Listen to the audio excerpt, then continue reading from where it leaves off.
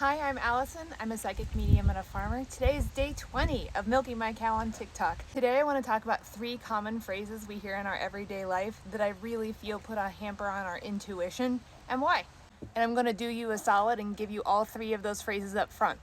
Curiosity killed the cat, you win some, you lose some, and practice makes perfect. I'm going to start off with curiosity killed the cat because that's the one that, if you can just eliminate this saying from your permanent memory, if you can just delete it, it will do you so much good. So curiosity is the very way that we deepen our intuition. Curiosity, us asking questions about things we don't know about, us being open to new ideas, new thoughts, new systems, new everything. Curiosity killed the cat is literally pairing what we need to do the most to enjoy life with fear of ending our lives. Isn't that weird? Why would we tell ourselves, if you're willing to explore what life is all about, you may die? No, we're all gonna die. Curiosity did not kill the cat. I don't know about you guys, but I feel like I heard this a lot as a kid as just a common saying to keep kids out of trouble and getting into mischief. Our intuitive abilities are so strong when we're children, and when we hear things like curiosity killed the cat, it just puts a damper on it. It puts the brakes on leaning into any aspect of the unknown. It's fear-based, it's asking for compliance, it's telling us to not ask questions or we're gonna be punished by the thing that most of us fear the most. It just really gets me. So do yourself a favor and just know curiosity helps the cat live forever. Moving on to you win some, you lose some. Why does that put up a block for our intuition? Well, it's not that we win or lose anything. We have experiences in life, and we're supposed to have those experiences because we're here at Earth School to learn. And yes, some of those experiences are more enjoyable than others, but that doesn't mean that the bad ones aren't good or helpful or necessary. In fact, we need our darkest moments in life to balance out and help us appreciate the lightest moments. Did anybody need a flock of geese today? Because they just flew over in my neighbor's pond. You win some, you lose some. Makes it feel like someone out there in the universe is keeping score, keeping tally. There's some games that are competitive and you want to win, and then there's some games which are just fun and you want to have that experience.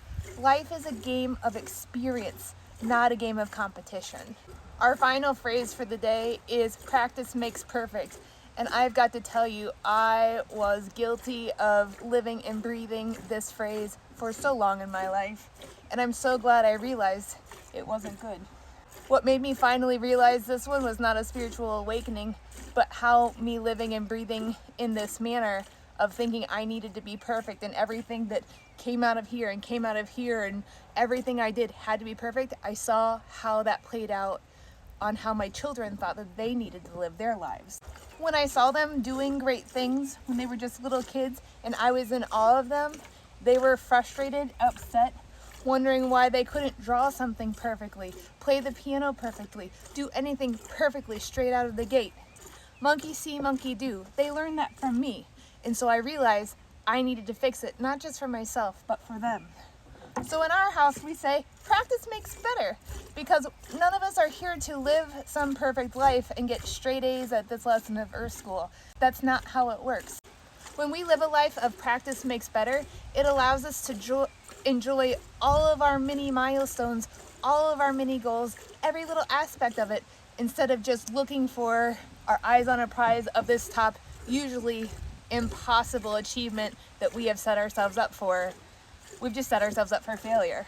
I don't want to live that way, do you? It's funny how all of these little sayings are little bits and pieces of programming that hinder us from reaching our highest and greatest good. I'm not saying that these phrases are used to intentionally hinder our intuition. Instead, I'd like to think of these phrases and other ones like that as gatekeepers. If you're not willing or not yet able to challenge some of these very simple common sayings, it may mean you may not be ready to receive or comprehend the information that is provided once you realize that those sayings are not true and are not useful and are not helpful. So please do yourself a favor throughout this day and every day the rest of your life. Know that curiosity enlightened the cat. Know that we always win, and those not so great experiences are teachers, are lessons. We didn't lose, we won knowledge from that experience. And know that practice makes better, and when we strive for better, we do better. When we strive for perfection, we don't get perfection. We get something much less unsavory. So those are the 3 phrases that came to mind for me. Let me know if any other common phrases resonate in this way. Phrases that seem harmless, but really do a serious number on blocking your intuition. Thanks for joining me on day 20. Have a great day.